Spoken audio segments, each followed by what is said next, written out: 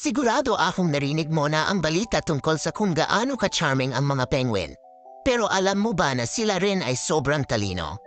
Tara, sumisid tayo sa nagyayalong tubig ng Antarctica at tuklasin ang ilang nakakatuwang katotohanan tungkol sa mga kamanghamanghang nilalang na ito. Ang mga penguin ay hindi lang adorable. Sila ay mga eksperto sa kaligtasan. Naninirahan sa ilan sa mga pinakamatinding kapaligiran sa planeta, kaya nilang tiisin ang temperatura na kasing baba ng -76 degrees Fahrenheit. Nakita mo na ba ang isang penguin na naglalakad ng padyak-padyak? Ang cute, di ba? Pero alam mo ba na may dahilan kung bakit sila naglalakad ng padyak-padyak? Ang kakaibang lakad na ito ay nakakatulong sa kanila na makatipid ng enerhiya habang naglalakbay sa kanilang nagyayalong tahanan. At alam mo ba ito, kayang uminom ng tubig dagat ang mga penguin. Dahil sa isang espesyal na